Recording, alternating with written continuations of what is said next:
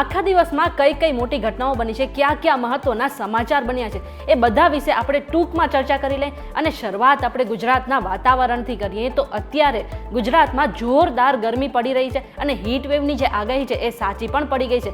એવામાં ગુજરાત સરકારે નવી માર્ગદર્શિકા તો જાહેર કરી જ હતી. આ સાથે જ શાળાનો જેટલો પણ સમય છે તેને પણ ફેરફાર કરવાની છૂટ આપી દીધી છે. આટલું જ નહીં, હવામાન એક્સપર્ટ અંબાલાલ પટેલે પણ એવું કહી દીધું છે કે 14 એપ્રિલ પહેલા જે પ્રી મોન્સૂન એક્ટિવિટી છે એ શરૂ થઈ જશે. અને અત્યારે તો જોરદાર ગરમી પડી રહી છે, પરંતુ 17 થી 20 એપ્રિલની વચ્ચે વરસાદી છાંટા પણ પડી શકે છે. આજે સુરતની કોર્ટે એક મહત્વનો ચુકાદો આપ્યો છે.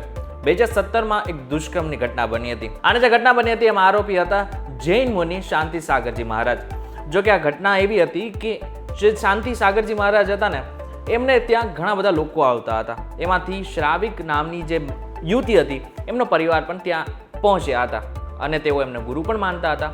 હવે ઘટના કંઈક એ છે કે વડોદરાની યુવતીએ ધાર્મિક વિધિ માટે આ મહારાજે સુરત તેમને બોલાવ્યા હતા અને એકાંતમાં રૂમમાં લઈ ગયા હતા. પછી યુવતી જોડે દુષ્કર્મ આચર્યું હતું. મહત્વનું છે કે સૌથી પહેલા એના માતા પિતા અને શ્રાવિકા નામની જે યુવતી હતી એમને સૌથી પહેલા તો સુરત બોલાવ્યા હતા અને સુરત બોલાવ્યા બાદ એમને કહ્યું હતું કે હવે તારે શું જોઈએ છે. ત્યારે જે યુવતી હતી એમને કહ્યું હતું કે મારા માતા પિતા ખુશ રહે અને ઘર પરિવારમાં શાંતિ રહે, એ બધું જોઈએ છે. એટલા માટે થઈને આગળ જઈને એ જૈન મુનિએ સૌથી પહેલાં તો એને એકાંતમાં લઈ ગયા અને પછી એને એમ કહ્યું કે હું જેમ કહું ને એમ તારે કરવાનું છે. આ બાદ એમને સૌથી પહેલાં એના કપડાં ઉતારી નાખ્યા અને પછી એની સાથે દુષ્કર્મ આચર્યું હતું. છેલ્લા ઘણા સમયથી આરોગ્ય કર્મચારીઓની જે છે હડતાલ ચાલી રહી હતી, એવામાં આજે આરોગ્ય મંત્રી ઋષિકેશ પટેલનું મોટું નિવેદન સામે આવ્યું છે. તેમણે કહ્યું છે કે આરોગ્ય કર્મચારીઓએ હડતાલ કરવામાં થોડી ઉતાવળ કરી નાખી છે અને થોડી ગેરસમજણને કારણે પણ તેમને હડતાલ કરી છે. એટલું જ નહીં, તેમણે એમ પણ કહ્યું છે કે આરોગ્ય કર્મચારીઓના જેટલા પણ મુદ્દાઓ છે તે આરોગ્ય અને પંચાયત વિભાગ સાથે જોડાયેલા છે. એટલા માટે અમે તેના અધિકારીઓ સાથે બેસીને ચર્ચા પણ કરી લઈશું. સાથે જ એમના જેટલા પણ મુદ્દાઓ છે તેમાં ઘણા બધા પાસાઓ છે અને અમે પૂરતી કોશિશ કરશું કે તેમની જેટલી પણ માંગ છે એ બધી સંતોષાઈ જાય. સુરતમાં ફરી એકવાર દારૂ પકડાયો છે અને માલ સામાનની જે હેરફેર કરતી ગાડી હોય ને એમાં લગભગ 100 જેટલી બોટલો પોલીસને મળી આવી છે. અને આ સાથે મહત્વનું છે કે 2.32 લાખનો મુદ્દામાલ પણ અત્યારે આ ગાડીમાંથી જપ્ત કરવામાં આવ્યો છે. ઉધનાના લક્ષ્મીનારાયણ કમ્પાઉન્ડમાં ડિલિવરી વાનની તપાસ કરતા આ દારૂનો જથ્થો મળી આવ્યો હતો. ટેમ્પોમાં 99 જેટલા નાના મોટા કેરેટ ગોઠવવામાં આવ્યા હતા. કેરેટની વચ્ચે દારૂ છુપાવીને હેરાફેરી કરવામાં આવતી હતી. જોકે પોલીસે અત્યારે આ વ્યક્તિની ધરપકડ કરીને વધુ તપાસ હાથ ધરી છે.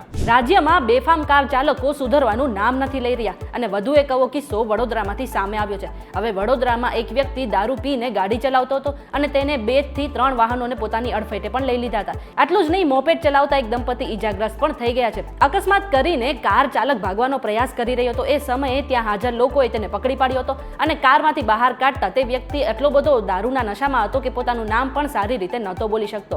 હવે અત્યારે પોલીસે તે વ્યક્તિને ધરપકડ કરીને આગળની કાર્યવાહી હાથે ધરી છે. આજે ચૈત્રી સુદ આઠમનો દિવસ હતો. હવે આ દરમિયાન પાવાગઢમાં એક સાથે હજારોની સંખ્યામાં ભક્તો ઉમટ્યા હતા.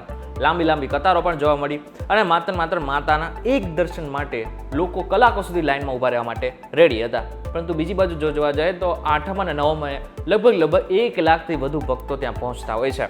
અને બીજી બાજુ અંબાજીમાં પણ એ જ રીતના દ્રશ્યો સામે આવ્યા હતા, જે અંબાજીમાં માતાજીના દર્શન કરવા માટે લાંબી કતારો જોવા મળી હતી. આજે વડોદરાના એક સાયબર એક્સપર્ટે સલાહ આપી છે કે જો તમે વોટ્સએપ વાપરતા હો તો થોડા ચેતી જજો, કારણ કે અત્યારે વોટ્સએપમાં તમને એક મિસિંગ પર્સનનો ફોટો આપીને આ જે સાયબર ઠગો છે એ તમારી સાથે ઠગાઈ કરી શકે છે. હવે પહેલા તો તમને એપીકે ફાઇલ મોકલીને તમારી સાથે ઠગાઈ થતી હતી, પરંતુ હવે તમને વોટ્સએપમાં એક મિસિંગ પર્સનનો ફોટો મોકલવામાં આવશે અને જો તમે ફોટો ડાઉનલોડ કરી લો છો તો તમારા ફોનમાં એક કસ્ટમર સપોર્ટ ફાઇલ ઇન્સ્ટોલ થઈ જશે અને આ ફાઇલ ડાઉનલોડ થતાની સાથે તમારો જે મોબાઈલ ફોન છે એ હેક થઈ જશે અને એ પછી તમારી સાથે ઠગાઈ થઈ શકે છે. એટલા માટે હવે તમે આગળના સમયમાં કોઈ પણ મિસિંગ પર્સનનો ફોટો ડાઉનલોડ કરતા પહેલા 100 વખત વિચારી લેજો. પ્રધાનમંત્રી નરેન્દ્ર મોદી શ્રીલંકાના પ્રવાસે છે, ત્યારે શ્રીલંકાએ એનું પોતાનું સર્વોચ્ચ સન્માન એવોર્ડ એટલે કે મિત્ર વિભૂષણ પ્રધાનમંત્રી નરેન્દ્ર મોદીને એનાયત કર્યું છે. જો કે પ્રધાનમંત્રી નરેન્દ્ર મોદી એમ પણ કહ્યું છે કે આ માત્ર મારું સન્માન નથી, પરંતુ 140 કરોડ લોકોનું સન્માન છે.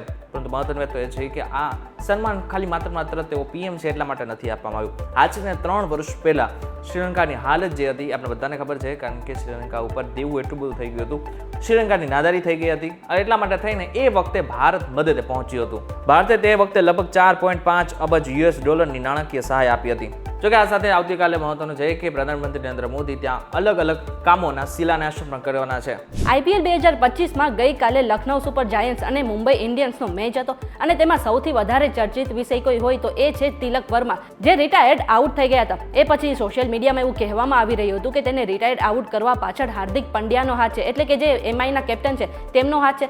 પરંતુ હવે તેમણે આગળ આવીને કહ્યું છે કે આ નિર્ણયમાં હાર્દિક પંડ્યાનો કોઈ જ હાથ નથી, પરંતુ આ જે નિર્ણય લેવાયો છે એ તેમના દ્વારા જ લેવામાં આવ્યો હતો. ટ્રમ્પે 2 એપ્રિલે 26% સુધીનો ટેરિફ ભારત ઉપર લગાવ્યો હતો. જો કે માત્ર ભારત જ નહોતું, આની સાથે ઘણા બધા બીજા દેશો પણ હતા. પરંતુ હવે ટ્રમ્પ સમજૂતી પણ કરવા માંગતું એને એવું લાગી રહ્યું છે, કારણ કે હવે ટ્રમ્પે ભારત, વિયેતનામ અને ઇઝરાયલ સાથે વાતચીત કરવાની શરૂઆત કરી છે અને એમને લગભગ 7 એપ્રિલ સુધીનો ટાઈમ પણ આપેલો છે. એટલે કે 7 એપ્રિલ સુધી વાટાઘાટો થશે, પરંતુ જો એમાંથી કોઈ પણ પ્રકારનું પરિણામ નહીં આવે તો ફરીથી એકવાર જે 26% સુધીનું જે ટેરિફ લગાવવામાં આવેલું છે એ ટેરિફ યથાવત રહેશે. ત્યારે આ બાબતે તમે કઈ રીતના જોઈ રહ્યા છો અમને જરા કોમેન્ટ કરીને ચોક્કસથી કહેજો. વિડીયો તો કહેજો, તમને કોઈ ઇન્ફોર્મેશન મળી હોય તો વિડીયો લાઈક અને શેર જરૂરથી કરજો. તો આવા જ ઇન્ફોર્મેટિવ વિડીયોઝ માટે VTV ડિજિટલ સાથે જોડાયેલા રહેજો.